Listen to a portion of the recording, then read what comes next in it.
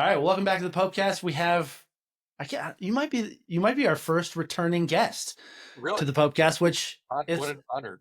yeah, it's long overdue in my opinion. Probably about Um, 4 years overdue, 3 years overdue.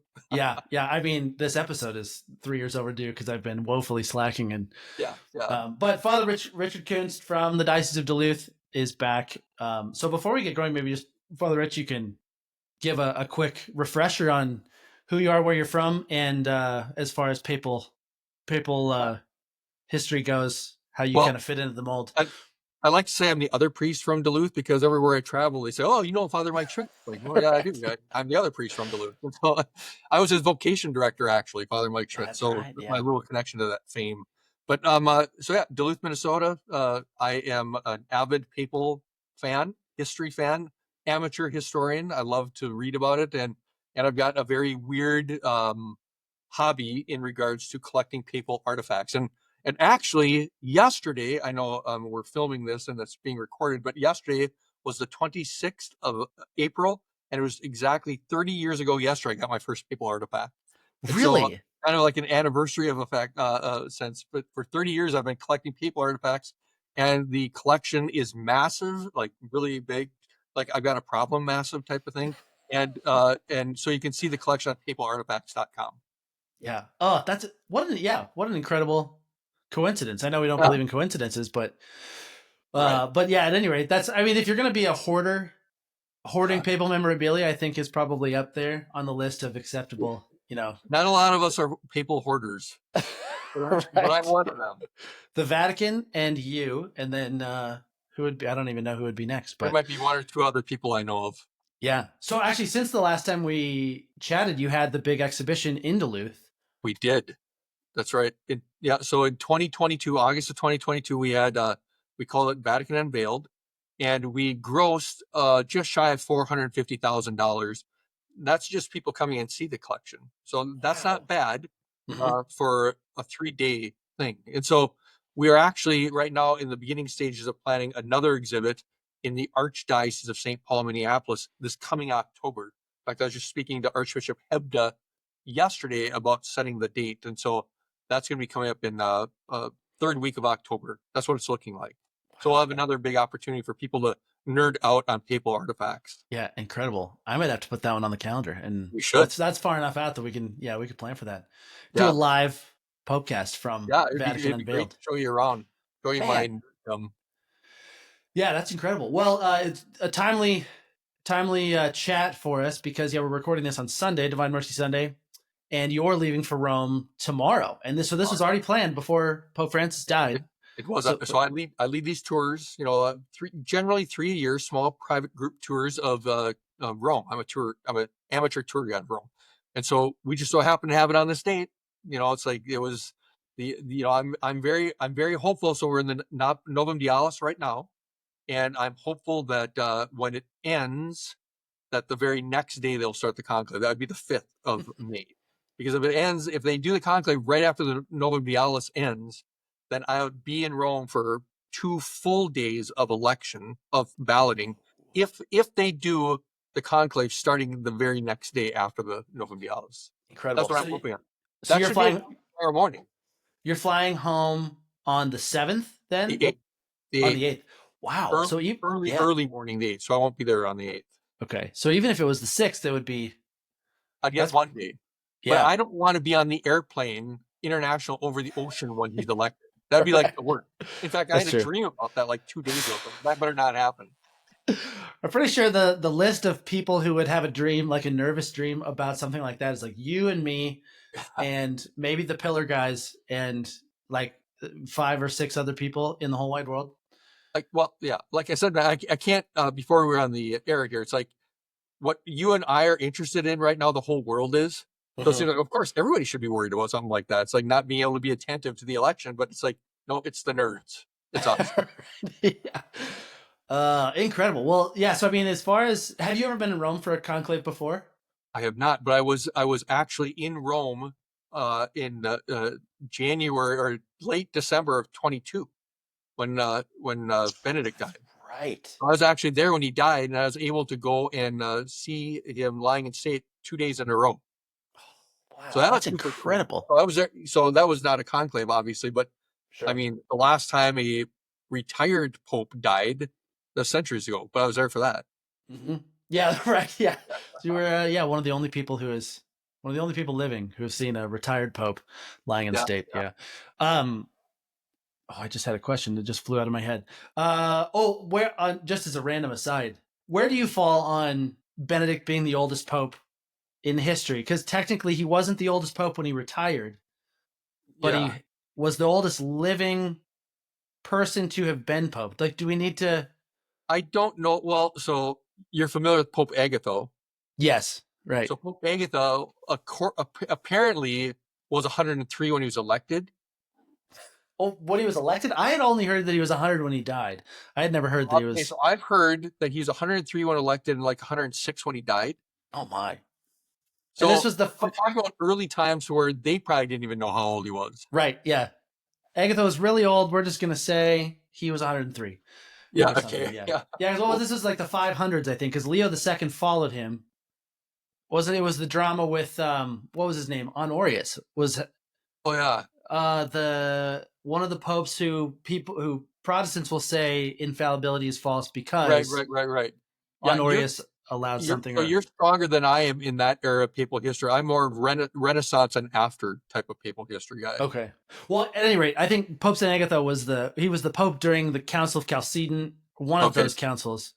No, it would have been later than Chalcedon. Anyways, it was when whatever council condemned the pope, and they used very strong language. Sure. But it was papal legates who were at the council because it was in the east, I think. Right. Agatho died before the council documents got to him. Leo II was the pope by the time they got there.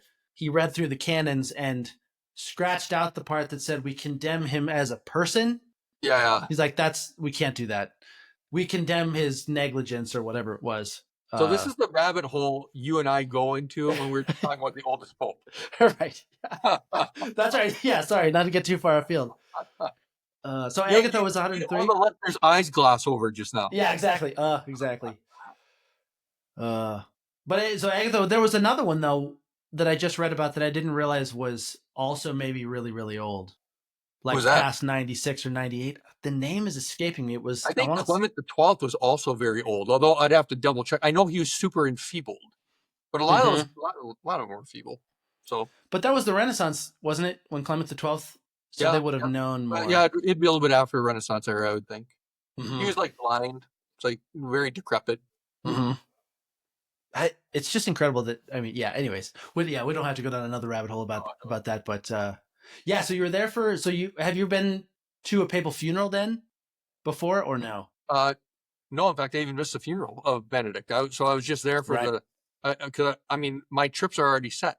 Mm-hmm. And so it's like I'm flying out there because he died. And so it's like, I was there for the 2 days of 3 of his being lying in state, and then I had to leave because I had my group. So, right. And I'm a priest. I got another job, so I can't yeah. I can remember so you had been, because you've been to Rome a lot. Had you, for John Paul II, were you there, or Paul VI? You were probably too young to have. No, John. Well, for Paul VI, I'm too young. I'm not that old, Matt. Right, yeah. Got a while back. For I was with John Paul II a number of times, but I was not able to go to his funeral. Okay. Yeah, interesting. So I met John Paul II on 7 separate occasions. That's right. Yeah, because Archbishop Schnur was he at the NAC at that time, or he was just the bishop of? Well, he was Schnur was not a staff member at the NAC, but he studied over there. He graduated in 1974. Archbishop Schnur of Cincinnati, now retired. Yeah, interesting. Well, that'll be very exciting. So, as far as being there, more than likely for the start of the conclave, at least. I just want to see the smoke. So right. I want to be there for the beginning and the end, but if I can see smoke, I'll die a happy man. Yeah, any smoke at all. So the things that run down in your head for the smoke, obviously, but what are you kind of looking forward to for the general experience? I'm a little bit worried because when Benedict died, when I was there, almost everything I had reservations for got canceled. Oh, wow. And so being a tour guide, I have to set up all these different reservations, including for masses, for everything almost. And I've been waiting for the other shoe to drop So, but I've not gotten any cancellations yet. So it tells me that we're kind of in the lull of the 9-day period to where there's no reason to cancel. So, so that's the thing that's in my mind as a tour guide of Rome, as I enter into this trip of this uncertain time period. But just the idea of being there is going to be super cool. And being, because you go to Rome, you'll see the random cardinal here and there, and you can get your selfie with them if they're Yeah. willing. But they're gonna all be there. Right. I get run into 10 cardinals a day and get my selfies. Mhm. I might be all cardinaled out by the time, but I mean, I am looking forward to that. It's like there's gonna be cardinals everywhere I'm going, so Yeah. I'm really kind of looking forward to that too. Yeah, that'll be incredible. I mean, not to mention every media member on the planet, Of or every course. media organization on the planet, so you never know who. Yeah. Yeah, other random dignitaries. Right. Yeah, that'll be incredible. Yeah, because they aren't sequestered until the actual start of the Correct. conclave, Yep. right? They're going out to restaurants like everybody else. Yeah. Wow. Yeah. Yeah, that'll be very exciting. Well, so I know that you're a little shorter on time today, and I think the coverage of Pope Francis has, which is just fine, has been, there's been lots of airwaves. Airwaves aren't spilled. Ink is spilled. Whatever it is. There's been a lot of coverage. So for this episode, we'll go a little bit different direction. If you'll permit us some papal nerdity. Sure. So Father Rich, on his excellent website, papalartifacts.com, they just released an article on the conclave of 1903, which elected St. Pius X. And it was right after Leo the 13th had died, I think. Correct. So the only thing I had ever known about that conclave, and I only learned this a couple weeks ago, and you can correct me if I'm wrong, if the one thing that I know about this conclave is wrong. But Leo the 13th had been Pope for 20-some years. Pius IX had been Pope for 35 or 36 years, or 31 years, I think, before that. Yeah, 31 years. Second longest after St. Peter himself. Yeah. So it was 56, 57 years of just two guys in the chair of Peter. So there was one cardinal elector, right, who had participated in a conclave. You had mentioned that, but I'm sure that that's true. I did not hear that myself, but you'd mentioned that in a communication we had and thought, okay, that's kind of cool and it makes a lot of sense. Mm-hmm. Yeah, so that was just like the one fun fact. I think I was randomly reading about it a month or so ago, and I'm a big fan of Cardinal Rafael Mary del Val, the Spanish cardinal. Which, like, again, we're probably like 10 people alive who even know who he is. Cardinal Secretary of State under Leo the 10th. Leo the 13th, right? No, Pius the 10th. Because I think that maybe that's the other thing. Rampalla was the Secretary of State under Leo the 13th. Yeah. So that's a good jumping off point, because that's kind of where the intrigue of this conclave goes. So can you just tell maybe the story of the conclave as you know it? I'm not going to use like the proper terminology because it's not on the top of my head right now. But so there's been about a series of maybe 3.5 centuries perhaps, where part of papal elections that there are certain Catholic heads of state that had the ability to veto a potential candidate. And so how that even started, I don't even know. I have to go back and read it myself. But somehow or another, that there became this regular thing where certain Catholic heads of state of certain countries, if there's a cardinal they didn't like, they could tell another cardinal, you know what, if he's getting elections, I want you to veto out in the conclave. And just accept it. It's just a normal thing. And so Rampalla, who was the Secretary of State under Leo the 13th, was the most popular. Everybody knew it was going to be him. He was like, nobody else was going to go. And so he was going to get elected. And sure enough, as the election was going, he was by far ahead of anybody else. And so one of the things that maybe I'm going to interject and break up the story here, is like that one of the things that all the cardinals get, and this has been going on for many years, is that besides the ballot that gets burnt, each cardinal gets a scrutiny sheet. It's a very large sheet of paper with every name, all the names of the cardinals. And so each cardinal gets the scrutiny sheet so that they can kind of keep track of their own. And that's still now. Like the Cardinals now will have that also. They will definitely have it. Yeah. Okay. And so it just helps that there's no shenanigans. Everybody's keeping track. And so when somebody's, after each election, after each ballot, even the scrutiny sheets are burnt. So it's not just the ballots that are burnt. It's like the scrutiny sheets. Everybody's got these scrutiny sheets. everything's thrown into these makeshift stoves. And so the scrutiny sheet shouldn't exist. So what I have is from this election, from this conclave, I've got a scrutiny sheet that is used. There's a used scrutiny sheet. And Wow. it's the very last, it's a scrutiny sheet from the very last ballot ever in which there was a veto from a Catholic head of state. Oh, wow. So the ballot it was Cardinal Svampa. So Cardinal Svampa was the one it was his scrutiny sheet because he wrote on it. It's his. So it's like this was illegal for him to keep this. And so it's like we can imagine that as they're collecting the scrutiny sheets, he's quickly folding it up and putting it in his cassock, for history's sake. And so he's got all of his markings on there. And on the ballot of this scrutiny sheet, Rampala is like, I can't remember the exact votes. I haven't looked at it, but I mean recently. So he's got like Rampala is like a couple of votes away from being elected. It was on that ballot that another cardinal came in and said, well, on behalf of so-and-so, Rampala can't be elected.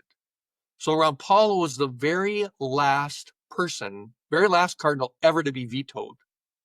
So it was the last time there was any external, influence on the conclave, at least direct internal. Sure. And so Svampa probably realized the history of it and quickly folded it away for the sake of history. And Sarto on that same scrutiny sheet had like 3 or 4 votes. So Rampala's got all these that few, and Sarto had just a few. And so then we just know historically that after Rampala was vetoed, Sarto took over. And so Sarto became Pius X. And so then Sarto, when Pius X became Pius X, one of the first things he did was get rid of this weird rule about papal elections where there can be heads of state that veto candidates. So that doesn't happen. So number one, this scrutiny sheet is rare because it shouldn't exist. It should have been burned. And it's doubly rare because it records one of the most historic votes insofar as what papal conclaves and the change of papal conclaves in centuries. It was the last one used during a veto. So it's super cool. And then Svampa, so what he did then was, he took a ballot and an unused ballot, and then he wrote his name and he wrote a notation that he was supporting Sarto with every ballot. So every vote he was supporting Sarto. Whether he was or not, I have no idea. But he put that on there. It's like, yep, I've always been supporting this guy. Wink, wink, nod, nod. So the ballot came along with the scrutiny sheet when I was able to acquire it.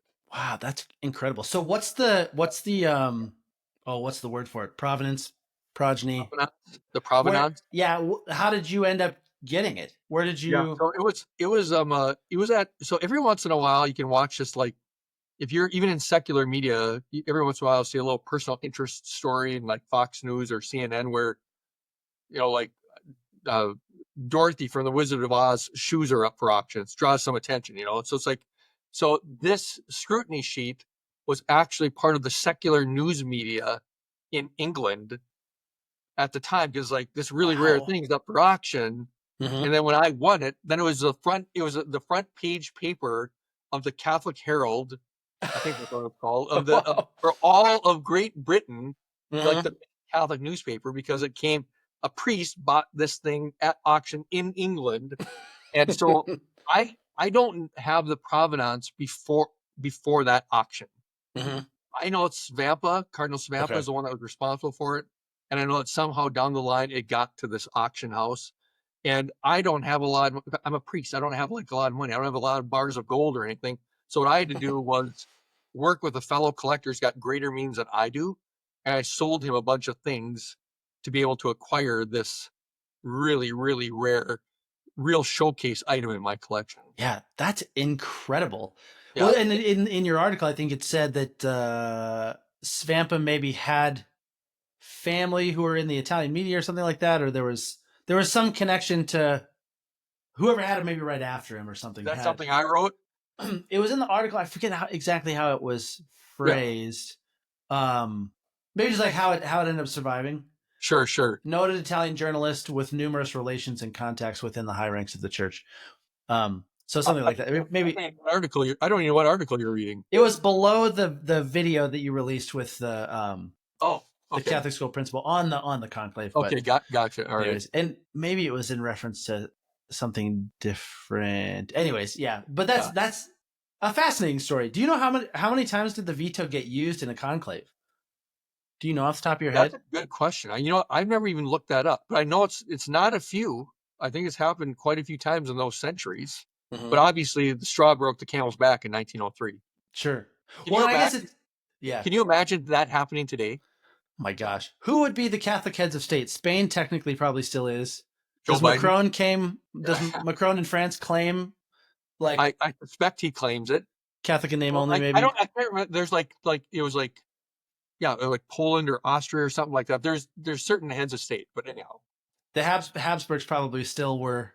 probably yeah. And that's incredible. I mean, we all woke up to President Trump and President Zelensky looking like the youth conference confession with the two chairs. That was great. That was Wild. great. As the collector guy, it's like I want those chairs in my collection. You're right. Yeah. There's no way I'm gonna be able to identify them. Mm-hmm. Yeah, But exactly. it's like where those chairs are, it's like I'm there all the time.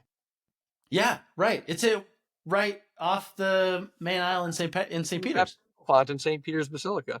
Yeah. You can see it in the backdrop. Yeah. If anybody says that the papacy has no more global weight, just take one look at that picture. Yeah, exactly. Or just the people that are there, for the funeral. Yeah, man. Well, and another thing that's striking about that is, even I was thinking this because I don't know how many people are aware of Leo the 13th, or I mean, plenty have probably heard of Pius the 10th, but maybe not much. But you just think of, oh, that was the Pope then, or those were the guys who were the popes. But I never realized that they were kind of at ideological odds, supposedly. Or at least the countries thought that they were. Well, because I mean, it's like there's a lot of talk right now with the next conclave. It's like, the old line is like, a fat pope dies, a skinny pope gets elected. So it's like definitely a pendulum swing that happens, and we know that historically that does happen. And so there's no doubt that Pius X was probably reactionary, or the Cardinals were reactionary to Leo the 13th. Mm-hmm. Yeah, that makes perfect sense. I was also again. There's Pope Francis is a complicated guy, but I was always fascinated that how much of a love he had for Pius X too.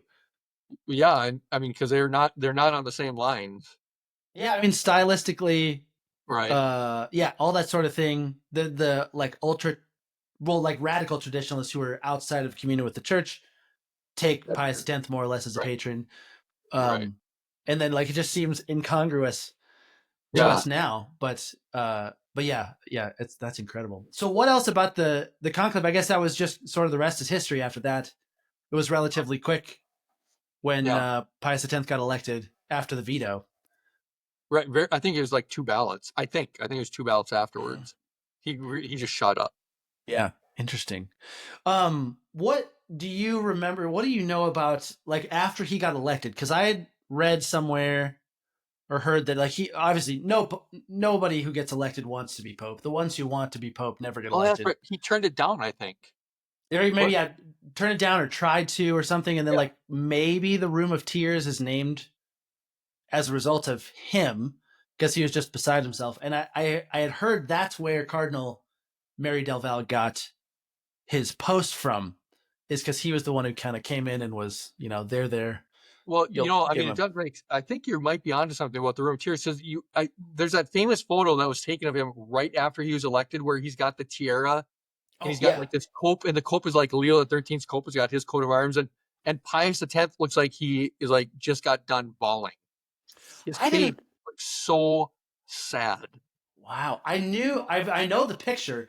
I didn't realize that was right after he got elected. That makes so much more sense. It was like they wanted to get this photograph as quickly as possible, and the guy is distraught. You can just see it in his face. Wow. So that whole idea of the Room of Tears makes sense. Yeah, no, I known that he was overcome with emotion, all the things. Oh, all these pieces coming together. That's incredible.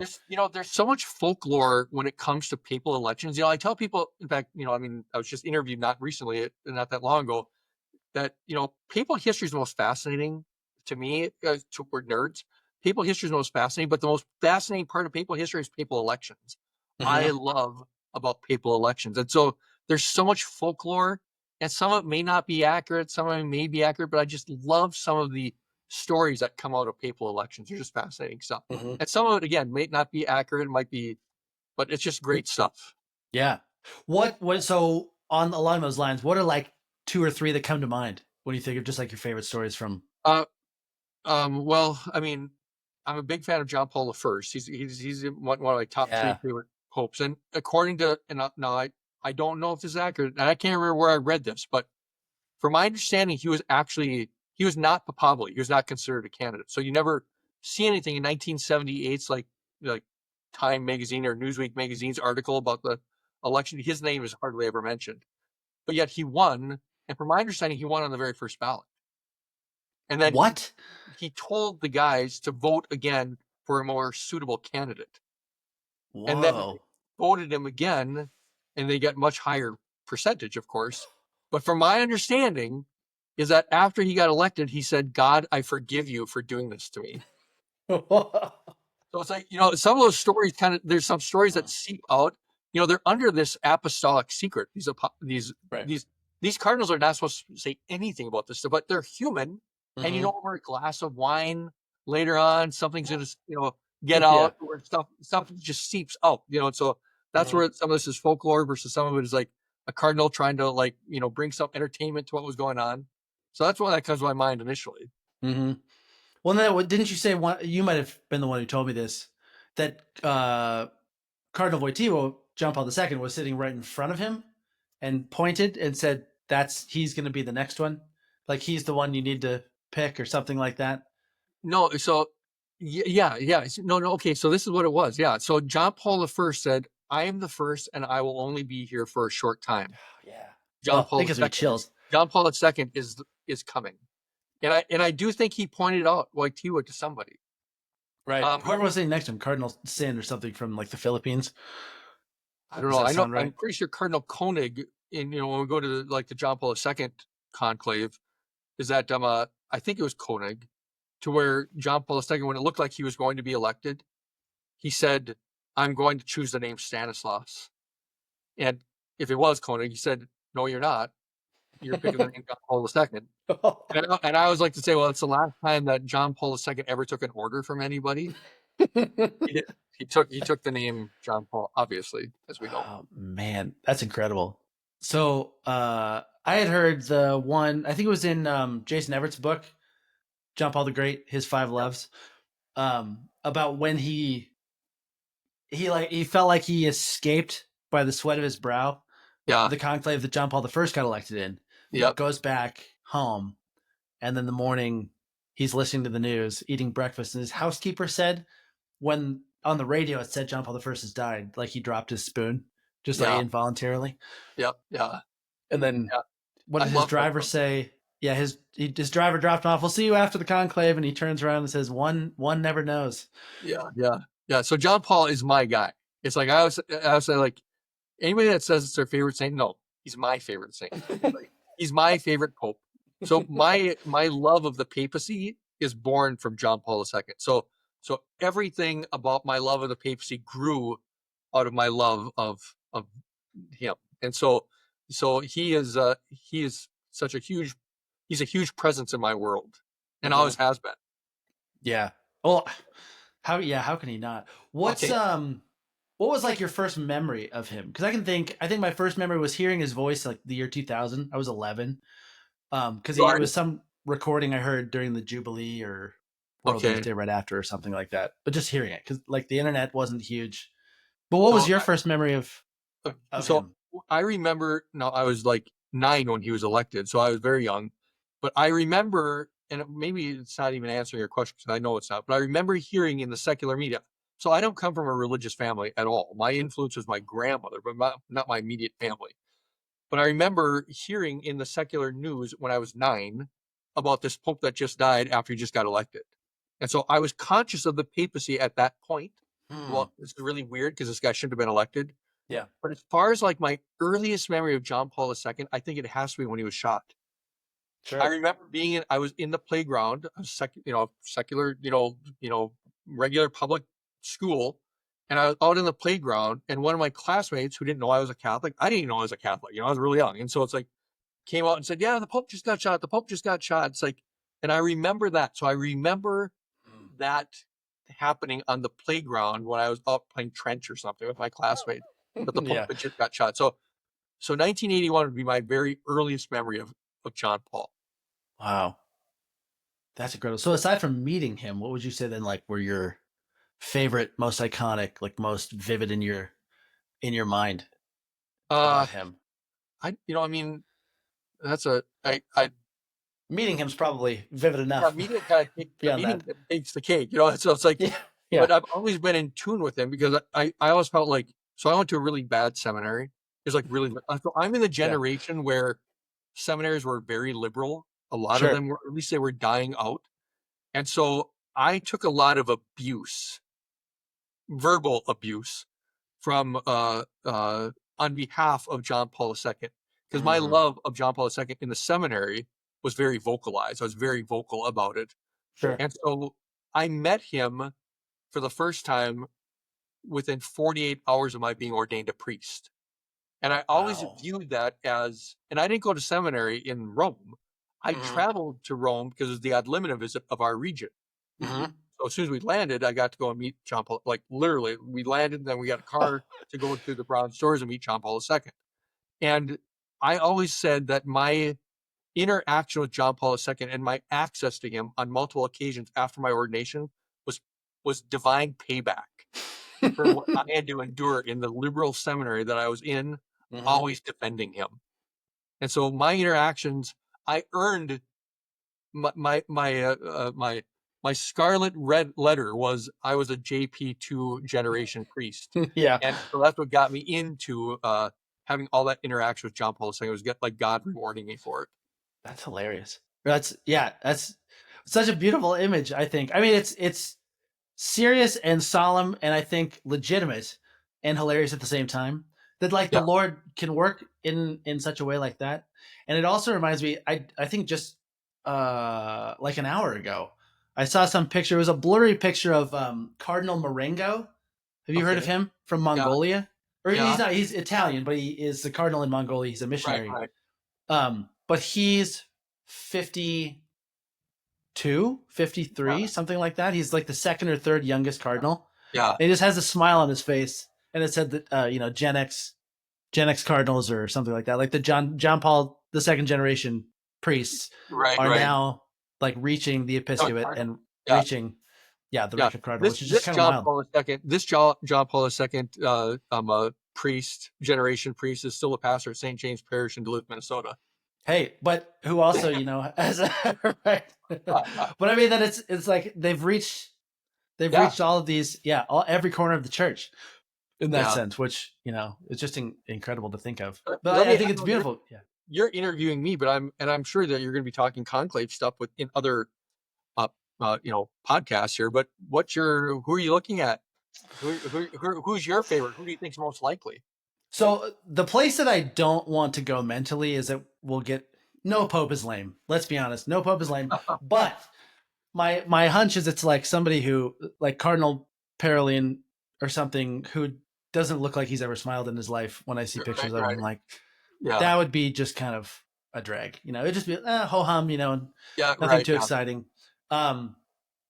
The side of me like where I know that the Lord challenges where we don't want to be challenged is, leading me to think that maybe we'll have somebody who's not great because for since Leo the 13th, Pius the Ninth, for 120 years, 140, 50 years, we've had a lot of really, really good popes, Yes. really good, humble, holy men, who may or may not have been good administratively, Sure. in various cases, but who have been, good men who love the Lord and do the main thing the right way, at least.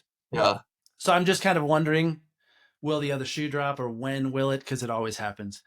Yeah. But so those are the two things I'm like, I don't want to think that. It's a lot more fun to think of like Cardinal Marengo would be really cool if this Italian cardinal technically we get back to the Italian Pope, but he's Right. a guy who spent his whole career building up the Catholic Church in Mongolia, and Right. he's a Right. really young guy. Well, Or I mean, yeah, a lot of these papabili that they're mentioning now are Italian. right, You know, yeah, so it in fact, I've even talked to some people that are more in the know than I am that's saying that it's going to be an Italian, because even if you look at the breakout of the where these cardinals are from, Italy's still very heavily, with the Cardinals. And so I wouldn't be surprised. If I were putting money down, I would say it's going to be Parolin. If I was putting money down, yeah. You think so? yeah, I mean, I think he's considered the most papabili. And my impression of him is not that he doesn't smile. I actually met him in January, got a photo with him and everything. Oh wow, Yeah, and so that was just in January. And then I asked him to sign something, and he did. He was very gracious, well, really good incredible. English.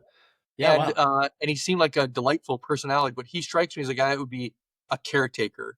There's not going to be a lot of excitement and enthusiasm, but who I really want, and I've been very vocal about this, that anybody that's asked me, and you haven't asked me, but I'm going to tell you anyhow. I was about to. It says good. Yeah. I want Cardinal Mbango from Congo, from like the former Congo. Yes. So he's the one that kind of went against Francis on the whole blessing of gay couples things, but that's where he got famous, is by doing that. But if you read anything about him, it's like, this guy kicks butt. And can you imagine right now, because anybody that follows the church at all knows that the faith in Africa is like crazy. Yes. Can you imagine having an African pope, and what's that going to do to the African continent? Yeah. I was saying this even like years ago. I was saying Africa is going to save our church, because what used to be like the powers, like Western Europe and stuff like that, that is now become so secularized. And so I think that Africa is going to save the church and bring it back to tradition and truth. And I think Mbongo, he's the only. So about 20 years ago, I thought to myself, they got to retire the name John Paul II. But I want John Paul III. I want Mbongo, and I want him to name himself John Paul III. The church would be on fire. I really believe it's gonna blow up. It's gonna be incredible. It'd be one of those things, yeah. Something like that, where it just explodes every preconceived notion of everybody who's covering the church. I mean, that was, to some degree, that was when Francis got elected, was something similar to that. Because on the odds makers, he was like 30th or something on for the people I didn't know any. Right. Like he was second in votes, obviously, in 2005. Yeah. But like the people who weren't paying attention to that. But I think it's more akin to John Paul II, because they had a non-Italian for 455 years. Yeah. And this guy comes from Eastern Europe. What does it do to Eastern Europe? Well, it brings out the Iron Curtain, Yeah. And so it's like, I could see something similar with Mbongo. I hope he gets it. I want that guy. That'd be really cool, I think. Have you heard of, I forget if I had told you about this book before, but I'm happy to shout it out because it is excellent. It's called Our Lady of the Artilects, and it's about it's about Catholicism and AI, basically. So it's set 250, 300 years in the future ish, is kind of what you glean. And so Catholicism is mega huge again. Islam is mega huge again, because they were the only world religions where people were having lots of children. And then Africa and the Middle East are the most populous. And I think Eastern Asia, like China and Japan, are the most populous areas of the world. But the narrative of the book is, that's kind of an ancillary detail. The narrative of the book is very good. It's about this priest having to go deal with a humanoid robot who claims to be possessed, but robots can't be possessed. But that's where the story jumps off from. It's an incredible novel. I had the author on right after it came out. There's now a sequel that I still need to read. But anyways, it was along those lines where Africa was, just like naturally, that's where the numbers go, Right. So that'd be incredible. We'll know, I guess, in less than 2 weeks, hopefully, because I think I don't know when you're going to publish this, but even less by the time you publish it. That's true. I'm hoping to edit it like tonight, tomorrow, and get it out, because time is of the essence with something like this. But I think I saw that since Pius XI's conclave, it's only been 3 or 4 days every single one. The average in the 20th century was 3 days, and like the last two conclaves went really fast. And so, but the thing is, like, I mean, you saw my interview that I did with our principal, but anyhow, it's one of my Facebook pages. So anyhow, and I made this point, and I thought it was kind of original with it because I made it up, and then I've heard other people talk about it, and I didn't hear it from anybody. But anyhow, so I think I've got two theories about this coming conclave. Because Francis put guys from every nook and cranny, they don't have a shared language. They don't know each other. Many of these guys are going to meet each other for the first time now. Yep. And that could make the conclave really, really long. It's just like there's not a shared language. They don't have Latin anymore. They don't have Italian. Right. And so it's like this could be a really, really long conclave for that reason. Or it could make it a really, really short conclave, and they just all pick the guy they all know. And that would be Parolin. Oh, man. Yeah. Parolin. And so that's why I think Parolin is the most likely candidate. I say if it's a really short conclave, it's Parolin. If it's a really long conclave, I'm hoping it's at Longo.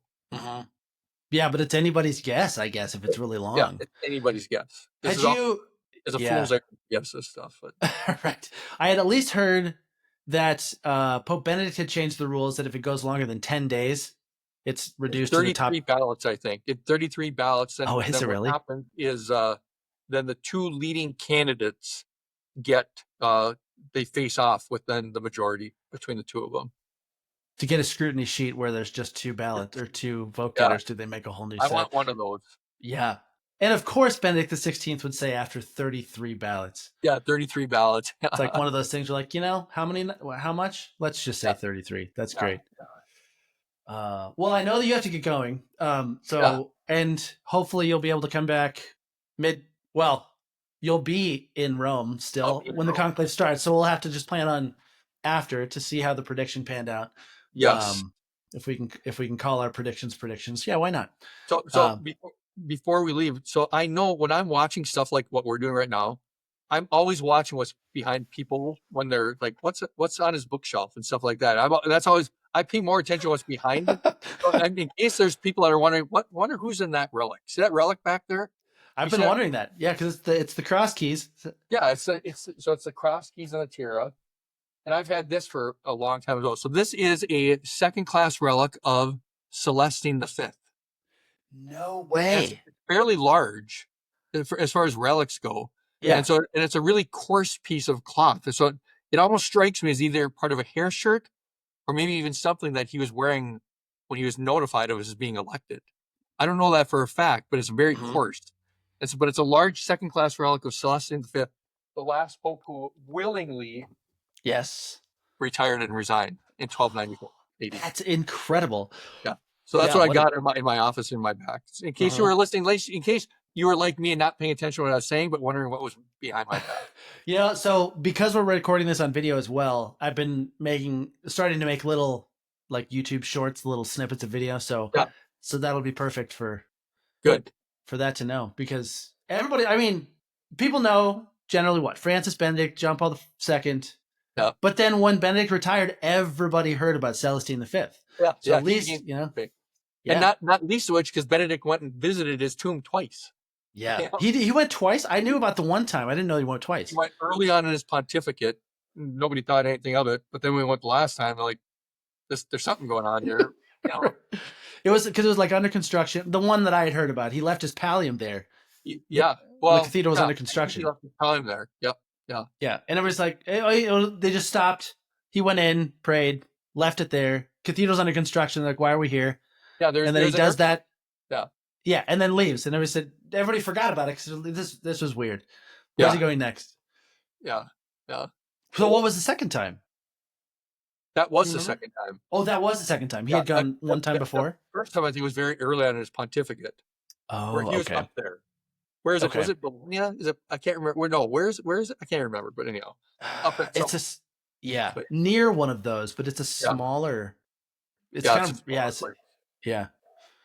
Oh, well, incredible. Well, as we know, you actually have to go. I have to go bring communion to somebody. My priestly duty's call. Yes, that's much more important. As fun as it is talking about papal history and nerding out on this stuff, that's on the Okay. balance of things much more important. So yeah, we'll let you go for now. And anything else you want to add where people can find you? Papalartifacts.com. Papalartifacts.com. You know, I mean, I did just post it. It's papalartifacts.com has a Facebook page, and it's posted in a few different places where I did an interview with the president of our Catholic school about what's going on these days. And I very rarely think my work is good, but I actually enjoyed that interview. I thought it went fairly well. So if you want to watch an interview about that, if you're not nerded out enough with Matt and I, you can go and look at that on at Papal Artifacts website. So yeah, good. Well, thanks. Well, yes, at the very least, I'm pretty sure there's lots of people who think the work you do is good. But it's just an utterly unique service to the church, because if not you, who? yeah. Preserving all of these things for yeah. posterity. Yeah. And it is I mean, if you do like artifacts and you like popes, I'm your guy. one-stop shop. Yeah. All right. Well, Father Rich Kunst, thank you again for joining the show, and we'll see you when we have a new pope again. Yes, can't wait. I'm Bongo.